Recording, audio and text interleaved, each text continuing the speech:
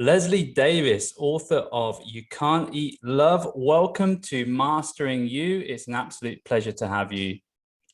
How are you today?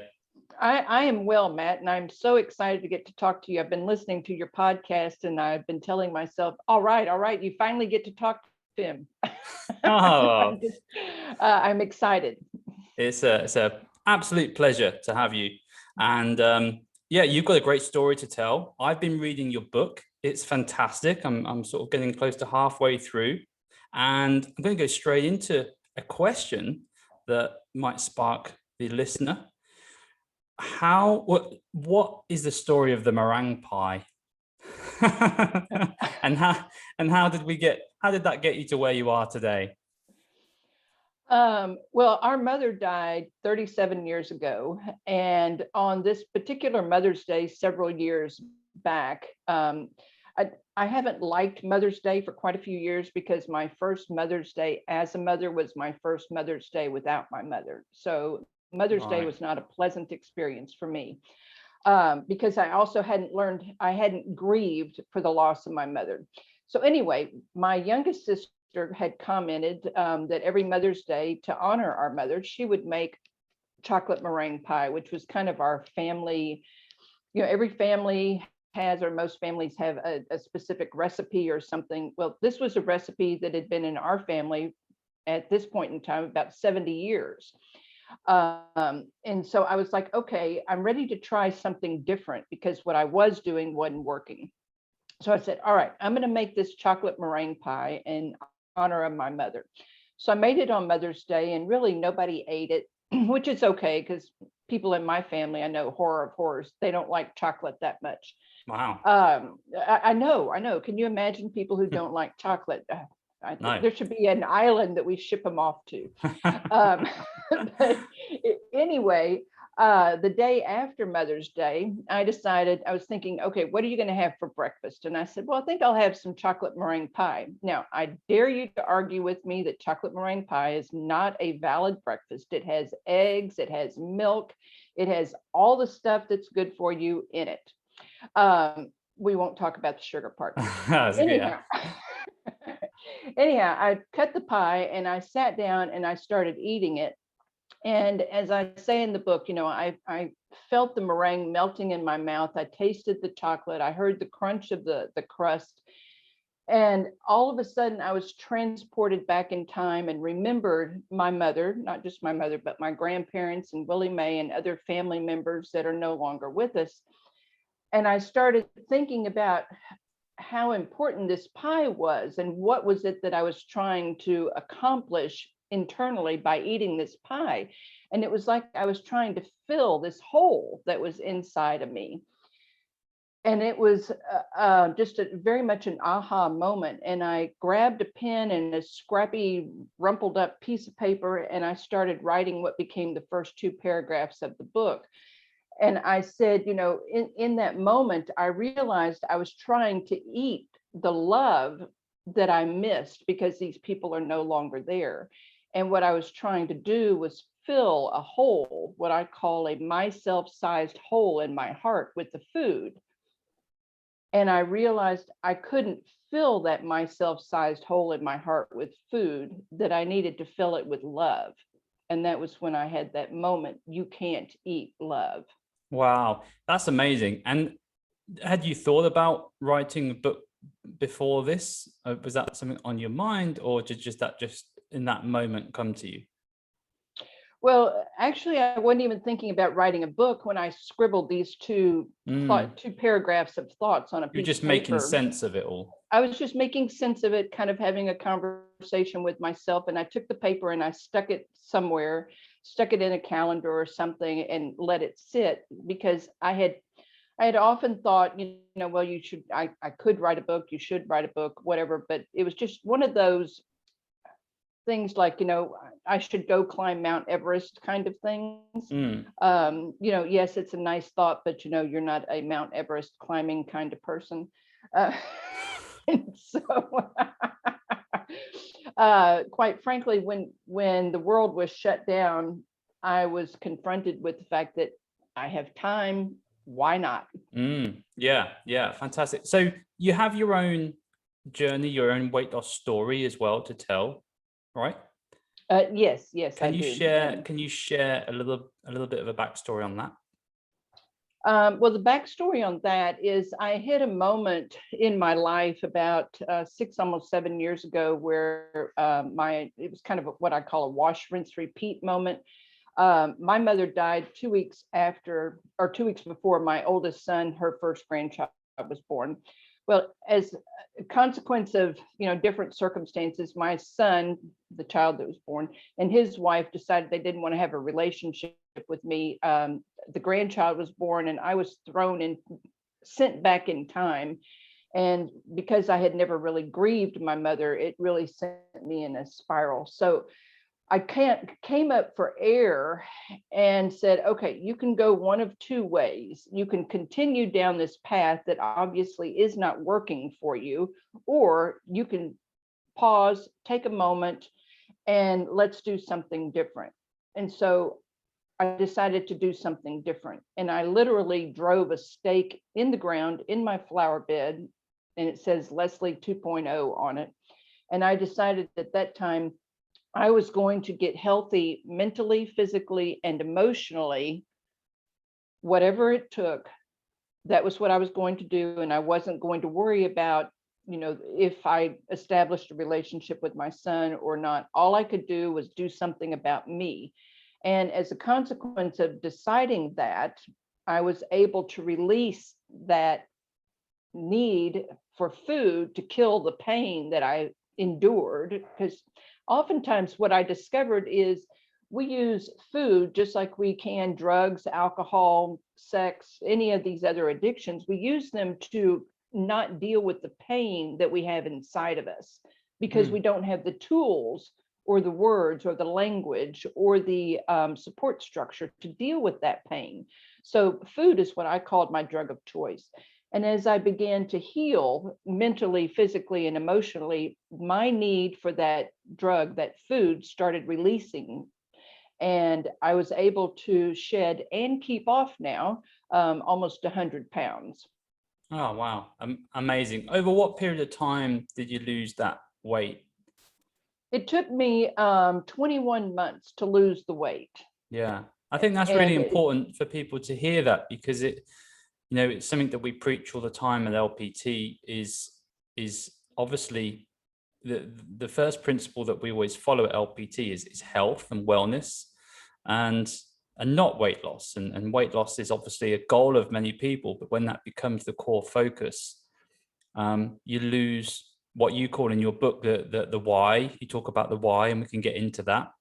But obviously when you're playing health and you're playing the long game, 21 months, I mean, that's still a phenomenal feat to lose 100 pounds in that time, but it can be done quicker.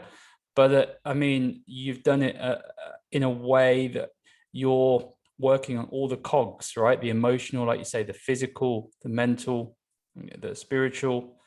And that's why I think your story is so powerful. Well, and I also realized that because it did take me a while and it wasn't quick, I had the time to not only learn, but to practice, and for them to become almost subconscious. The behaviors that I needed to establish so that I could continue living the life that I wanted to live instead of fighting it. Because so many times people want to go on a diet, they want a quick fix.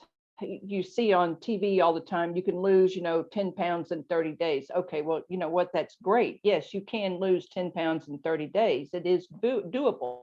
It is very doable. But what they don't tell you is what you have to do when those 30 days are over. And what you're doing during that 30-day period is a lot of deprivation. You're shooting all over yourselves. I should eat this, I shouldn't eat that. And you're, shaming because you did and you didn't. And so there's a lot of unhealthy stuff that happens. And while I would get a little bit frustrated with myself on the journey, I would pause and I would say, you know what? Maybe you didn't lose a pound this week. Maybe you lost a quarter of a pound, or maybe you gained a pound, but let's look at what you learned. Let's look at what you practiced. Let's look at what's becoming easier and easier to you. Let's look at the fact that you can go to the grocery store and you're really struggling today because of whatever happened. And you don't even take a second glance at the giant Reese's and the giant Hershey bars that you used to buy 2 of at least and eat them before you ever got home, and hide the wrappers so that nobody knew what you were doing. Let's look at the things that you did do instead of focusing on what you didn't do.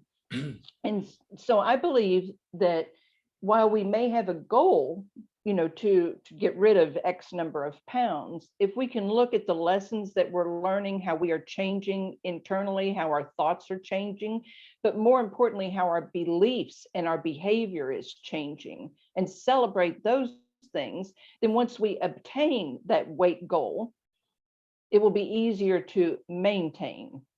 Oh, absolutely. I think you picked up on some really core points then, and the strategic byproducts of getting healthy and all those other things that you mentioned. I mean, when obviously the name of this podcast is Mastering You, and the way I have this visualization in my head with mastering you, and every single person on this planet has their own. I have this visualization of like a puzzle, and obviously, you have hundreds and hundreds of pieces within a puzzle, and everyone has their own unique puzzle to get to where they want to be, to live their ultimate, most fulfilling, masterful life.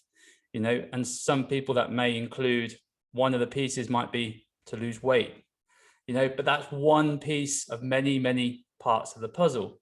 And it's piecing together. And like you say, along the way is acknowledging those pieces. I'm sleeping better. Oh, that's fantastic. Oh, my resting heart rate's a little bit better. That's fantastic. My relationships are improving. Fantastic.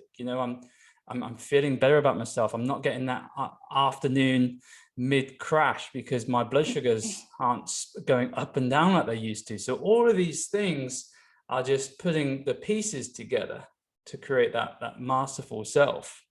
I wrote down, I was, again, reading your book, there was something that really stood out for me and really interlinks with this podcast, which the ultimate theme of Mastering You is really self-awareness. And this really resonated. So you said in one of your sort of subheadings, finding you so you can discover why. So this goes into the whole sort of chapter on finding your why. But I just love that line, finding you so you can discover your why.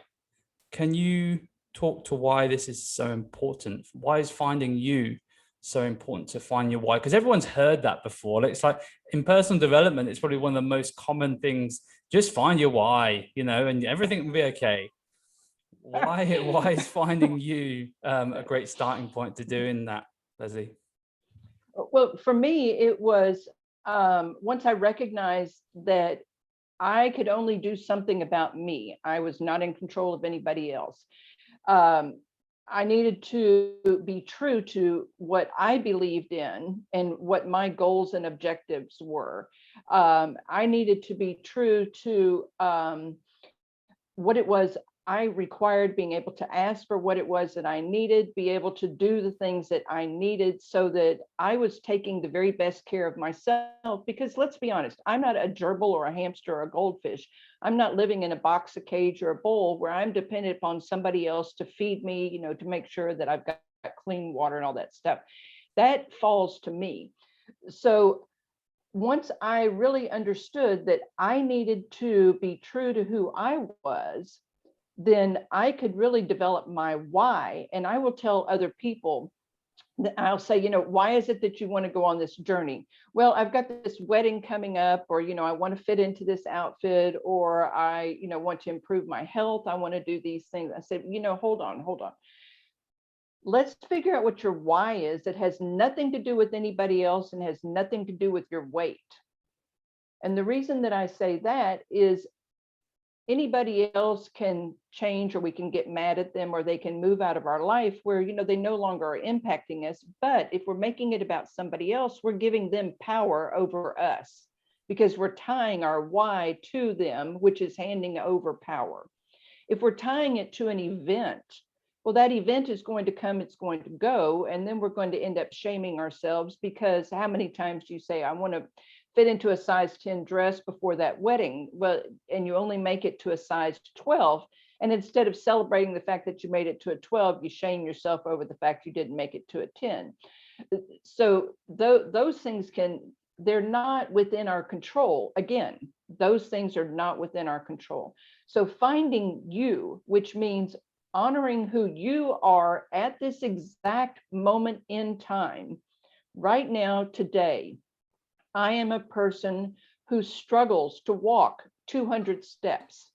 Right now, today, I am a person who has to hold on to the banister when I climb a flight of stairs. Right now, today, I'm a person who has a hard time getting behind the wheel of my car. Right now, today, I am a person who is learning to love themselves as I am right now, today, because tomorrow I'm going to be something different. And once I started speaking to myself like that, why became so much easier to discover. And I was able to dig down into, what does it mean to be healthy mentally, physically, and emotionally?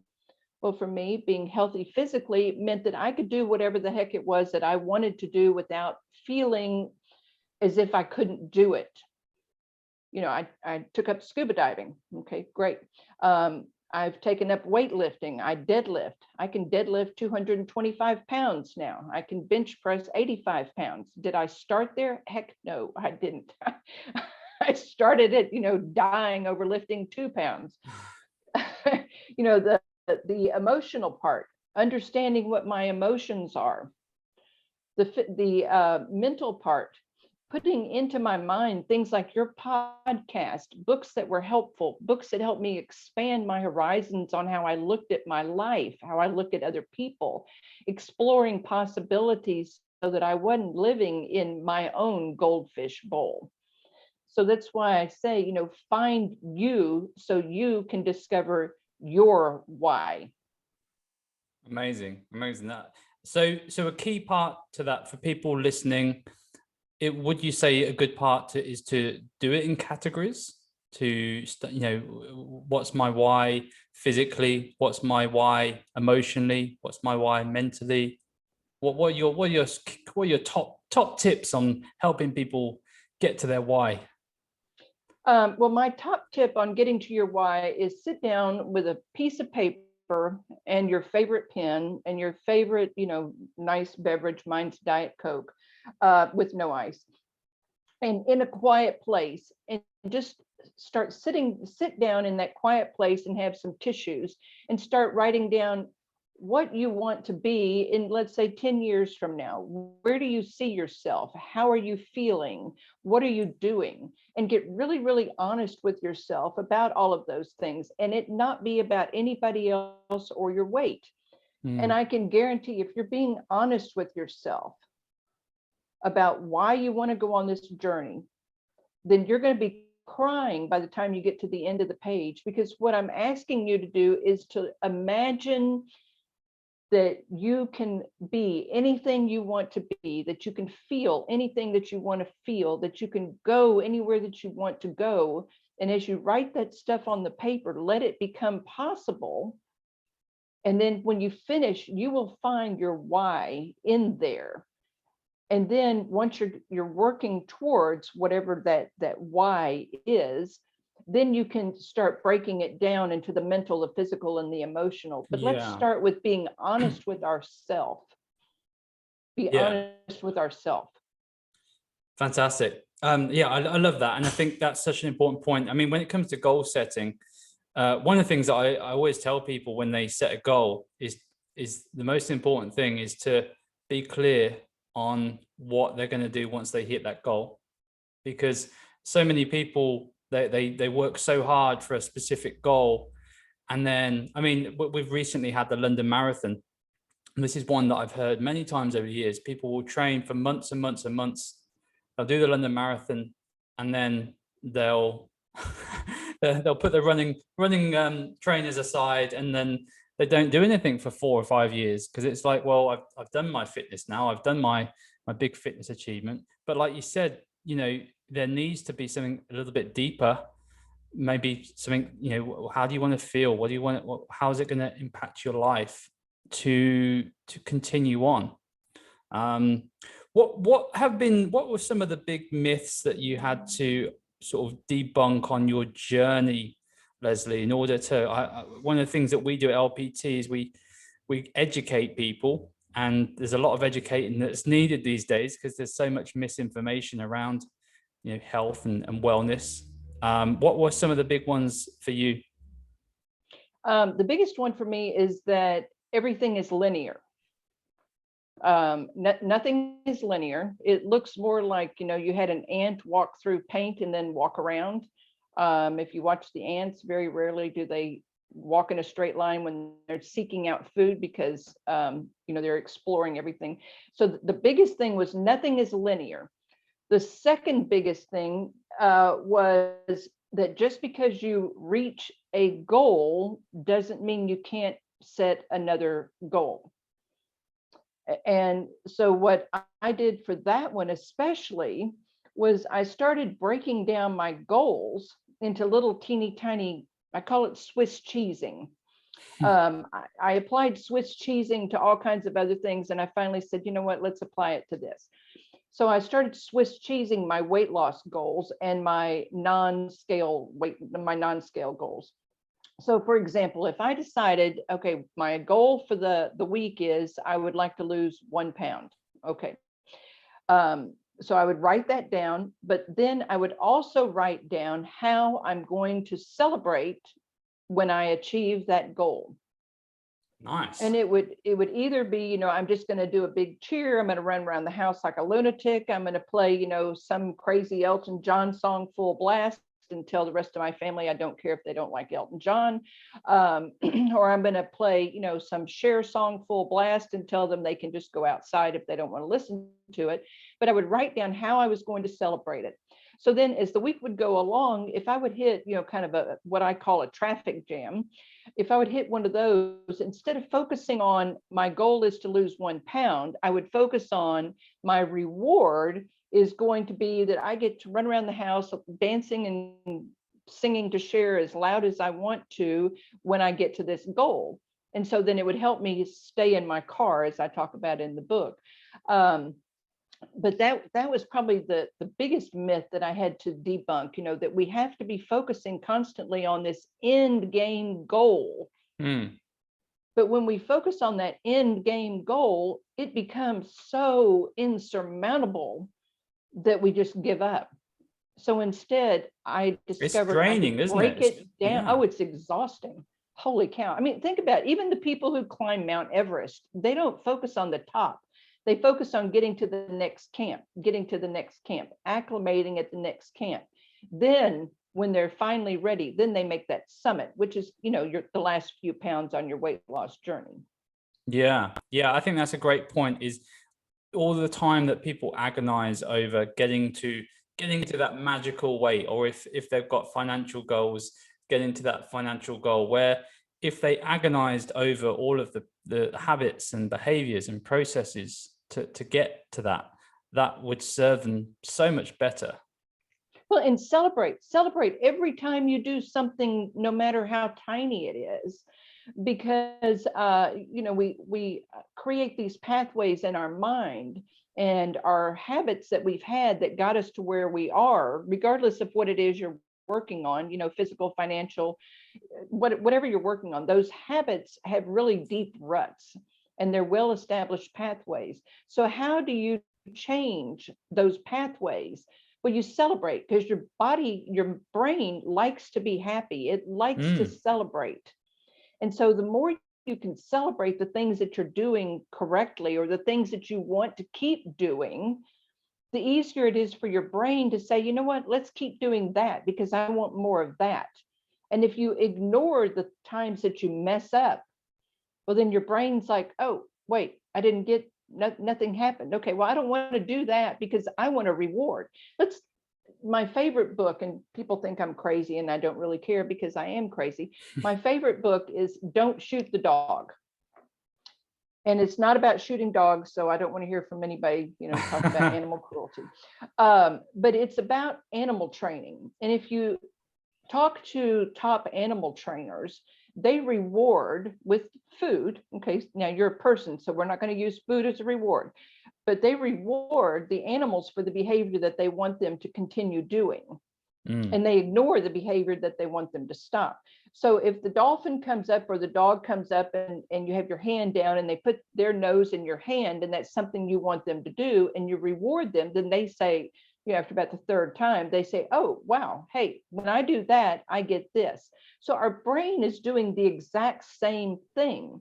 So if we can celebrate the tiny little accomplishments, I don't care if it is that you walked 10 steps further today than you did yesterday, celebrate it. Yes, yes, yes, because your brain is going to want more of that. It's going to want more. I'm not great at that actually, but I have got one that I do, and it doesn't sound like a massive reward, I suppose, but I have a journal, and I do enjoy sitting down like on a Saturday or Sunday afternoon and just kind of getting away from the wildness of the kids, and just write down my wins for that week, and just getting really clear on those and what went well, and actually really enjoy that process. That is like my reward, is actually recognizing what actually went well. Well, and just think how much more exciting it would be if you recognize those things as you were going through the week, and you just gave yourself an attaboy. Wow, Matt, look what I did. Yes, yes. Just, take 30 seconds, 2 seconds, 3 seconds, just go, yes.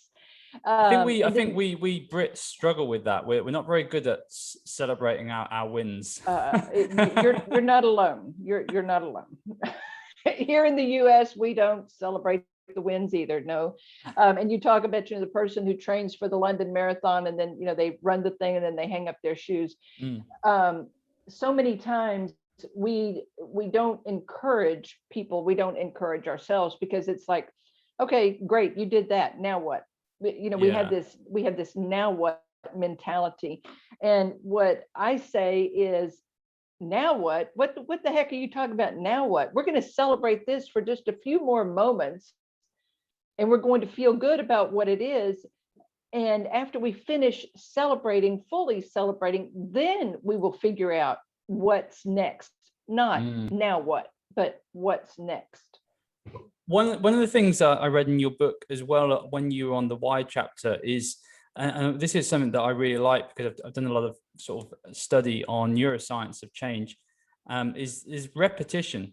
And you've got a few different strategies that you share around getting the repetition in, getting those reps in of looking at your why, actually writing things down, and then repeatedly looking at it, reviewing it.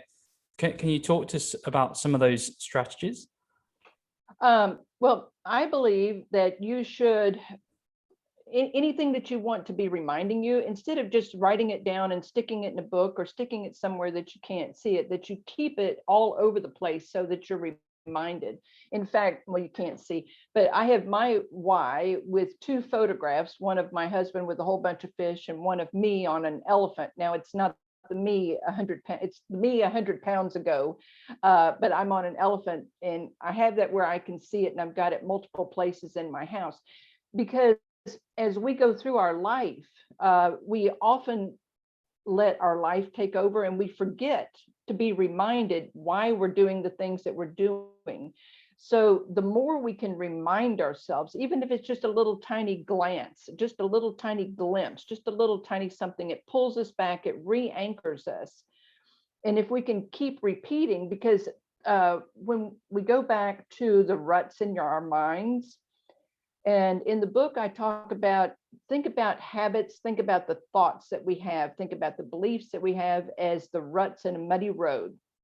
The deeper those thoughts, beliefs, and those things that we say, the deeper that we have them, the deeper the ruts are in the road, the easier it is to drive that car. So when we're changing these things, when we develop our new why, we need to imagine that what we're doing is we're driving down that same muddy road, and we go very slowly because we're trying to make new ruts. We're trying not to fall off in the ditch. We're trying not to fall back into the old ruts.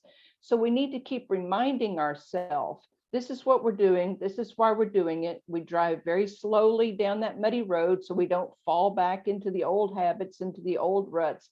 And then when we get to the end of the road, we celebrate. Yes, look at me. I did it. I did it. Wow. I didn't lose sight of why I was on this journey. I did it. Because if we're on any kind of health journey, especially because that's what so many people struggle with these days, that and finance. And we say, part of our why is that I want to be, the best physical me that I am. And I believe that, that involves going to the gym. Okay, so we're struggling on getting to the gym one day. Instead of saying, I don't want to go to the gym, say, you know what? I am a person who goes to the gym. We don't put time on it. We don't put what we're going to do on it. We don't put any kind of qualifiers on it other than I am a person who goes to the gym. So we get in the car, we go to the gym. All right, we're at the gym. We didn't say how long we were going to stay there. We didn't say what we were going to do. We just said that we were going to go. When we arrive at the gym, yes, I made it to the gym. If you want to, you can turn around and walk back out again, because guess what? You are a person who goes to the gym. If you want to stay, which is what usually happens to me, I usually stay, work out for at least an hour, hour and a half, and I will celebrate on my way. Yes, look what you did. You didn't feel like it, but guess what? You did it anyway because you're a person who goes to the gym. So it's that kind of repetition, because we're driving. If you envision that muddy road, we have to go slowly. It doesn't happen overnight. It takes time. And that's so much easier said than done, isn't it? People really struggle with that because they, particularly if things have gone bad or gone sour, they've had trauma in their life, and they've gained. I mean, I've spoke to no end of people that the whole lockdown and the pandemic has really impacted their own health and gained lots of weight in the process, and you can completely understand why this would happen with all the stress that so many people have been under. But what's your advice to those people who they're listening to you, and they kind of they understand the ideas, the concepts, but they just want it now, and their monkey brain is kind of working on overdrive because they're trying to sort of fight the monkey brain and say, well, I need to, I'm listening to this person. I need to be a little bit more patient, but I just want to lose the weight. And I just want to kind of, get the job or whatever it is. It's what are some top tips you have for those people? Well, first of all, if you're asking me about patience, I have absolutely zero. So, so what I say is, focus on the little things. Don't focus on the big gigantic goal. If your objective is to get a job, focus on today. I'm going to contact one company. Every day this week, I'm going to contact one company. And that's all you're doing. That's all you're saying. It doesn't say that you're going to apply. It doesn't say, anything. Don't put a whole lot of constraints on yourself. Just make it a very small, not many words goal. Today, I'm going to contact one company. If your objective is financially, today I'm going to give up, or this week I'm going to give up 1 cup of coffee so that I can save that money. If your objective is weight, this week I'm going to have non-fat Greek yogurt with some berries for my breakfast instead of, and you don't even put it instead of, but I'm going to have non-fat Greek yogurt with berries for my breakfast 3 times this week, and you stop right there. So you put it into very small, short sentences, you write it down, and then you write down how you're going to celebrate that thing when you do it. So if you say you're going to have this good breakfast 3 times a week, or 3 times in the week, the first time you do it, you say, look at me, look at what I did. Yes, I did it. I can't wait for the next one. And then you do it again. And then when you realize you've done it 3 times this week, awesome, look at me. And you don't up the ante. Oh my gosh, that's where we make so many mistakes. We say, you know what, if I did it 3 times, I can do it 4 times. No. Yeah. Just keep going for 3. Keep going for 3 until you're ready to go for 4. You'll know when you're ready to go for 4. And the reason you'll know you're ready to go for 4 is because you'll go for 4. Exactly. So just, write down the little tiny short sentences of things that you want to do. Don't put a lot of constraints on it. That's where I think that we go wrong so many times, is we overthink it. And then write down how you're going to celebrate it when you do it. And then celebrate. Are these like daily practices for yourself? Is this something that or have you got any sort of specific non-negotiables that you do on a daily basis, Leslie?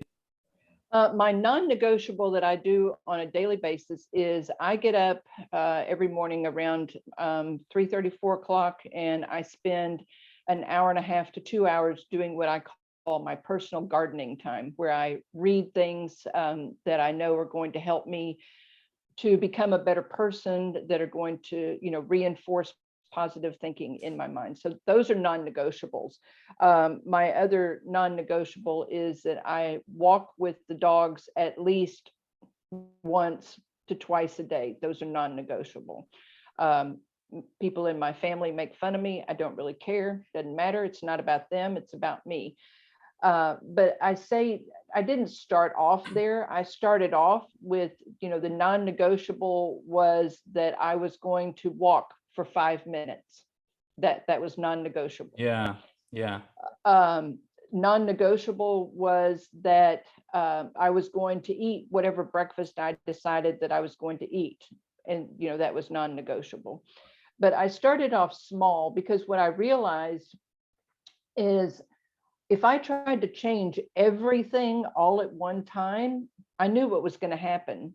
I was going to fail, and then I was going to give up, because then I would say, well, of course you can't do this. Who can? And I think that that's where so many people, and I'm sure you see this with your clients, so many people think that they can change everything all at one time, but you can't. Yeah. It's always a red flag when I get someone that wants to change everything in one go. Very, very, very rarely have I ever seen that works. Well, it doesn't, unless, there's some strange or, out of your control circumstance that happens that you don't have a choice. But if you are in control, don't change everything at one time. Pick something. Pick something to change, make it small. I learned was I had to meet me where I was. And where I was is where I was. It wasn't where I wanted to be in 3 weeks, 10 days, whatever from now. Where I was is where I was. And I talk about it in the book, and I still laugh about it. I was in a meeting, and these old ladies, and they were only in their 70s. I will tell you, I am 64 years old. So, people in their 70s are not that much older, but I thought that they were really old people. They were talking about how they were getting 10 and 11,000 steps. And I was quite certain that I was getting at least 20,000 steps. So, I very excitedly got a Fitbit, and I was shocked and ashamed and very startled when I discovered I wasn't even getting 2,000 steps in a day. Yeah, well, that is good that you brought that up. I think it's a really good, it's a good first non-negotiable is find out, how many steps you're actually doing without really trying. Just get your Fitbit or whatever stepping tracker you want and go for a week and just see, well, what am I doing now? Maybe you're only averaging 3,000 a day. So maybe a good start would be to get to 5,000 a day. Why do you need to go straight to 10,000? I mean, I think the 10,000 thing's actually a little bit overrated. If you're training 2, 3, 4 days a week, why do you need to do 10,000? It really depends on your goals, but I think the step count can be a good goal. I think there's lots of non-negotiables that people can add into their lives. One of the concepts we have at LPT is what I call the habit multiplier. And yes, I love that. This is finding the habit that it's almost like this, you got to search for it, and everyone's got one. And it's the habit that when you do it, everything else, it improves everything else. So it has like this dominoes effect. For most people, there are sort of 3 or 4 that generally come up, hydration, movement, hitting your 10,000 steps, getting to bed an hour earlier than you should maybe. But everyone's got that specific one. I think that's often a good non-negotiable starter, is find your habit multiplier. Where in your life, which habit do you feel you have control over, that you can really commit to? I mean, pretty much, hopefully everyone brushes their teeth every day as a non-negotiable. So they're doing some form of self-care already. Why not just raise the bar a little bit from just brushing the teeth? Well, and with your habit tracker, you talk about you don't try and do everything all at one time. So to me, pick one thing, because what I picked was that I was going to start walking a little bit more, but I had to accept that where I was walking 2,000, not even 2,000 steps in a day. I had to say, okay, this is reality. You've got the concrete evidence. So what we're going to do is we're going to try and walk 5 minutes out and 5 minutes back. Because, and the reason I say that is you've got to turn around and go back, unless you're doing what I do a lot of times, which is walking in my backyard. So I'm kind of going around in a circle. But, if you feel that walking 5 minutes is a struggle, okay, that's fine. No big deal. No big deal. Start at 2 minutes, walk for 2 minutes. And then next week, up it to 2 minutes and 30 seconds. And then up it to 3 minutes. But, meet you where you are, because understand that tomorrow and even next week, you're not going to be where you were. But if we try and take that ginormous jump, but make it non-negotiable. Okay. Yeah. This week, I'm going to walk 2.5 minutes 3 times, period. End of discussion. I'm going to write it down on my calendar. This is how I'm going to celebrate each time I finish walking. Write it down, put it on your calendar. Mark it off when you do it, celebrate. Then you look at the next time you're going to do it. And you'll eventually find, like I did, that I didn't object to walking 7 minutes, 10 minutes, 15 minutes. And now what I do these days is 4 times a day, I'm walking 20 minutes. Why am I breaking it up like that? Well, I've got 3 dogs. I run doggy daycare for my grand dogs. So I take them out, to let them run for 20 minutes 4 times a day. Otherwise, I would just walk, for an hour at a time. Yeah. But we so many times we want to be at the end without taking the steps. I mean, think about this. When a baby, before a baby is born, it has to start out very, very small, and it has to grow until it's ready to be born, right? Well, if you think about your weight loss journey in the same way, you're that same baby that's developing and being born. You're the exact same thing. That baby doesn't just all of a sudden appear, as a teenager, thankfully. Otherwise, we might send them all back. But we have to be where we are in order to get to be where we want to be, but we need to celebrate those things as we go along. So build one habit and then say, something, I did that. Now I'm ready to do the next thing. So my next thing was, okay, I want to drink at least 100 ounces of water a day. Does that sound like a lot? Yes, it was a crazy goal. I had to back it down to 80 because I couldn't hit the 100. And I said, okay, well, how do I do that? So I broke it down, this is how I do it, and celebrate each time I did drink the water. So we start building on those things. And once we start doing that, and we start recognizing how good we feel and how we are enjoying celebrating those wins, heck, it's easy to do the next thing. Makes it easy to do the next thing, and then the next thing. And eventually we're like, wait, what happened? Yeah. Now I'm eating healthier. Now when I go out to eat, I'm looking at the menu ahead of time and making my choices ahead of time so that I'm in control. And I think you've mentioned it so many times. I think it's such a good point about the reward to yourself. And I think, but also I would, just to add to that, I would say, because I think it was me that brought up the term non-negotiable. I think for some people that can come across as a bit kind of like, it sort of almost puts them into threat immediately, because they're thinking, oh God, this is something that I've got to do. So it's like, as humans, if we're told to do, like when you're a child, you're told to do something, you rebel against it, right? But I think, there are it's the environments play a massive part, who you're doing it with at the time, how the activity is set out, where it is, all of these things. I mean, my little girl just started brownies, and the last 2 weeks have been so interesting because week one, they went for like this long walk. Well, she hates walking. Like when we tell Imi, we're going to go for a walk today. Oh no, I don't want to go walk. But she's going, when she goes with the brownies with all her friends, it's great. It's the best thing ever.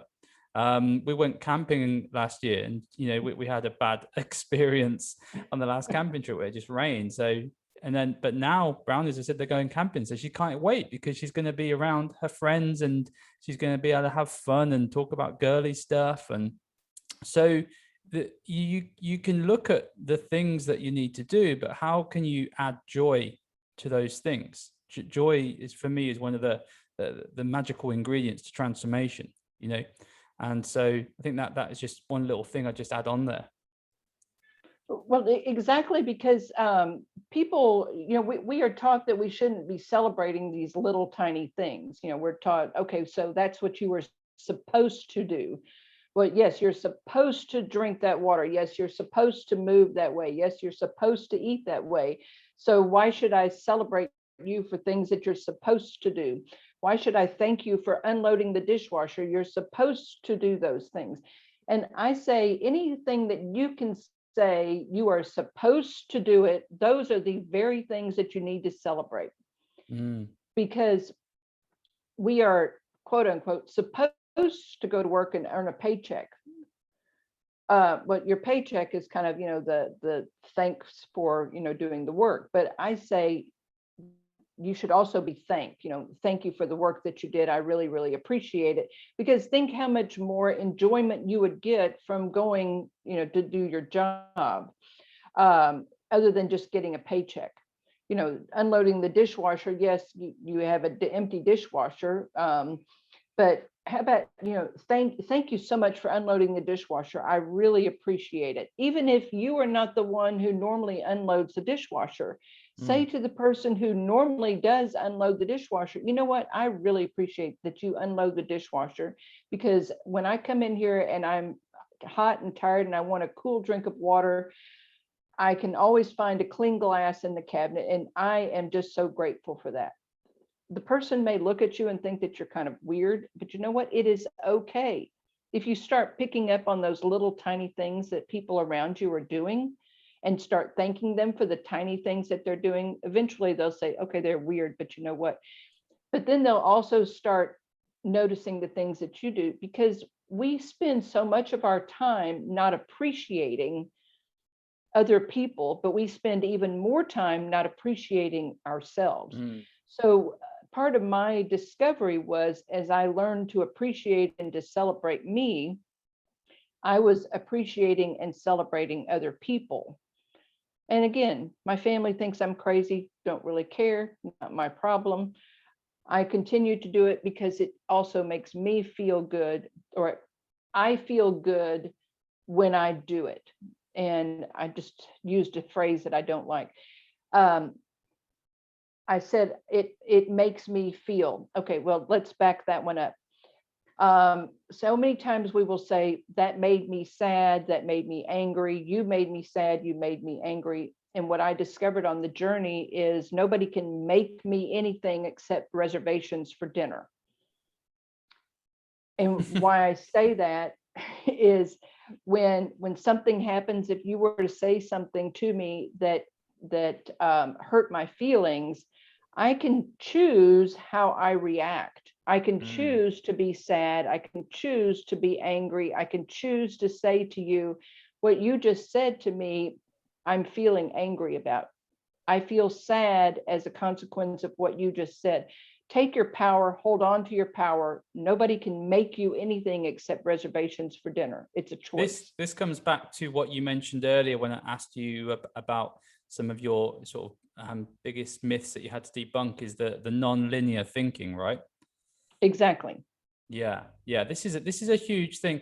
This is actually, I wanted to come back to that because we sort of glossed over it a little bit, but I think it's absolutely huge. This, because when you can get your mind away from linear thinking and you can have this more sort of objective approach to, and just this, it is what it is. It's not bad, it's not good. I'm not poor, I'm not rich. It just is. Then you just free yourself of so many years of frustration and struggle, right? Exactly. It just is. It just is. And my husband gets frustrated with me sometimes because I will say to him, it just is. There's nothing you can do about it. We are in control of the past. We definitely are not in control of the future. We are only in control of this exact moment right now, and we're only really 50% in control of that. So some things they just are. And as soon as I accept it, it just is. Let me figure out what I am in control of, and let me do something about that. And what Yeah, I'm and in we have control of this now. mental health crisis, this anxiety, anxiety's on the up all the time. I think this message is just such an important one to I think it can be hard for people to sort of comprehend at first. um how can people practice this way of non-linear thinking, if we put it that way? Well, the first thing that I had to observe is what I was putting into my mind, what I was allowing to come into my mind. And I don't know about you guys, but over here, the news is incredibly unhelpful. I don't care if it's local, national, whatever, Oh very yeah. unhelpful. Turn off the news, Yeah. turn it off. If you need to know the weather so that you can figure out what the heck you're going to wear tomorrow, I'm sure there's an app, there's a weather channel. Watch the weather channel. It is far more uplifting. But turn off the news. Also, You pay don't live in attention England. to. It's not that Oh, uplifting. The news and the weather is quite depressing all of the time. well, I have a weather app on my phone, and I have all these places that I've been and places that family members have gone, and I will look at the weather in different places Or if I maybe get that's the really. key. I'll put the weather of Texas on, and maybe I'll Yeah, pretend that I yeah. live in Texas. There you go. Put the weather of Texas on. I have the weather in Harare, Zimbabwe, because I love the weather there. So I Fantastic. pull that up. I've got the weather in Bali. Pull up the weather from someplace else and look at the You bring weather in up just someplace such an else. important point, though, that the news now these days, I think it's really hit a critical point where people really need to be aware of what's actually going on. And it sounds a little bit heavy, using the word programming, but the subconscious, we know, that the subconscious pretty much is what dictates 80 to 90% of our actions.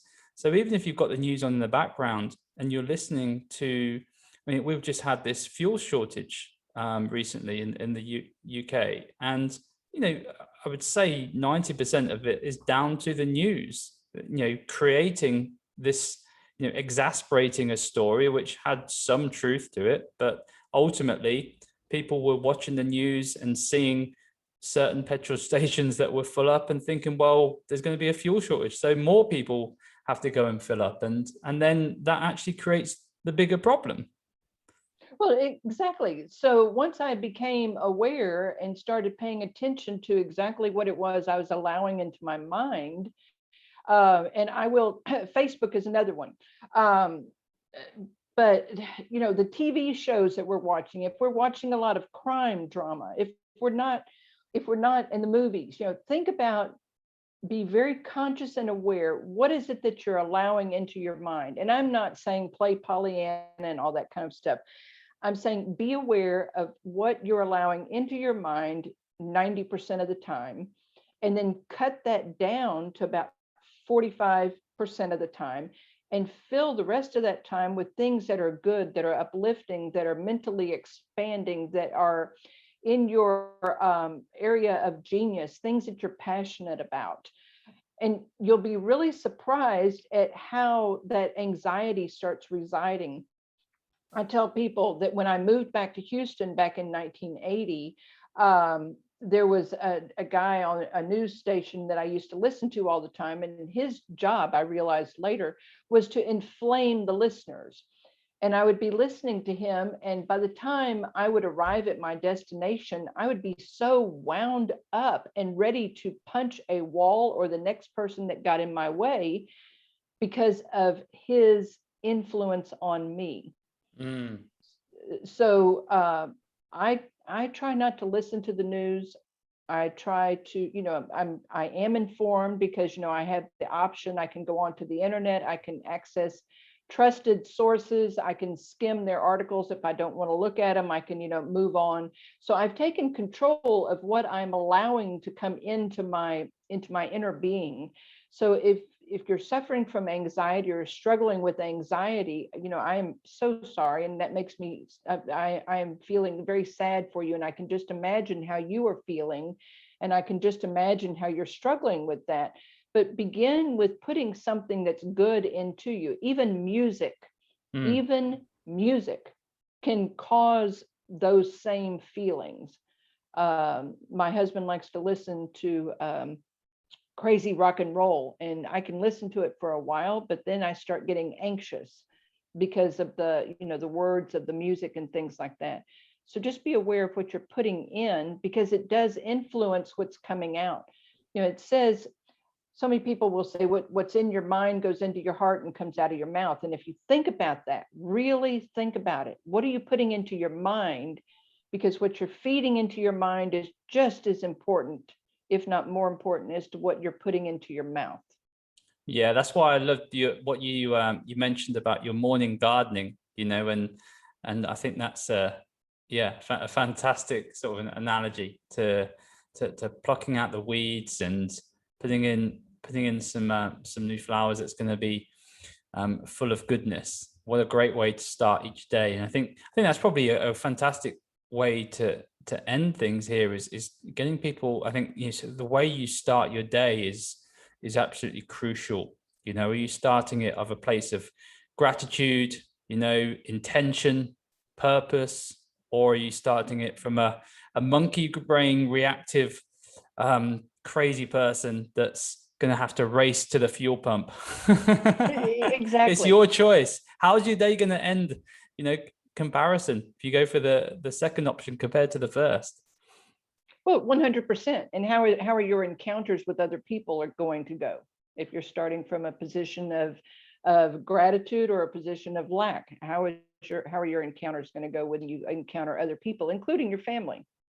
Yeah. And this stuff is just basic science as well. It's not some sort of, anyone that listens to this podcast has listened to many this sort of advice before. But I always, remind people that, this actually specifically, your thoughts will impact your body, your hormonal system.